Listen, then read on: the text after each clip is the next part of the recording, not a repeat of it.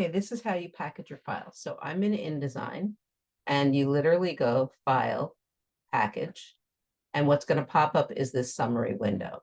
So we see that we've got a few links that are found, some are modified, some are missing, and 3 use RGB color space. When you're printing, it needs to be CMYK. So I'm going to cancel this because there's a little work that needs to be done. So I'm going to go to my links window. I have it here. You can also go to Window Links and pop that open. So then I'm going to just open this a little and click on this little warning sign. So I need to reconnect these. So I'm going to go to Relink, and then I see my file name. So I'm going to type in earthplace _ view. I don't have to type in the whole thing because all of these happen to have that name. And I see that this file is right here. So I'm going to open that file. It found the other files as well, so it reconnected most of them. So I'm going to do this again and say earthplace _ view. And now I need to look for the number 4, which for some reason is not on my computer.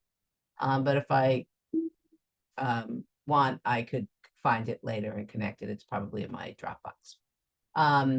So then I'm going to see which files are RGB, which I can see in that window as well. For instance, this one is RGB, but I'm not opening it.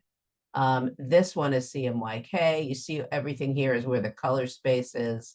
But if you wanted to, let's see, we did connect that earthplace to, that's RGB. So if I wanted to change it, I would just go Edit with Photoshop, and then I would convert it to CMYK.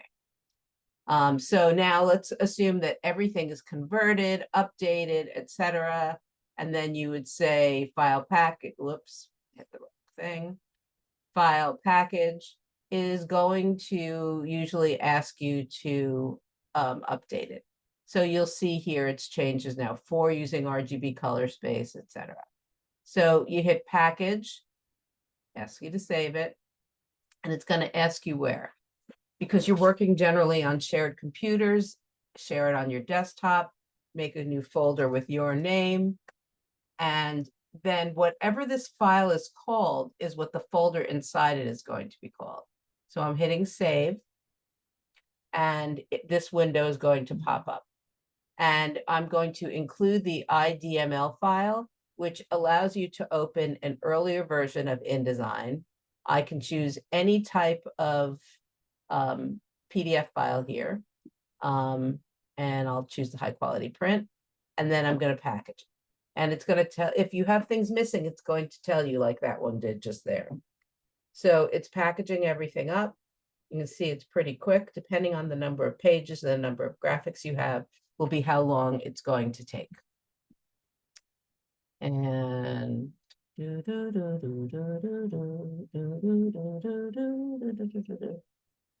kind of funny that I don't even watch Jeopardy and I know that song. So then what we're going to do is we're going to go into that Nancy folder, and you will see inside there is a folder with the same name. I'm going to click on that.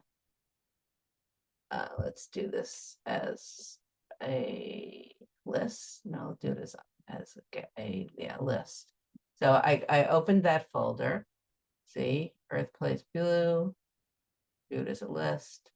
And so what's inside are any document fonts that are not part of Adobe Creative Cloud, my InDesign file, my IDML file, my PDF file, and then all the links. So that's every single image that is in the file is in there, whether they are AI files or JPEGs or PNGs, they're all inside.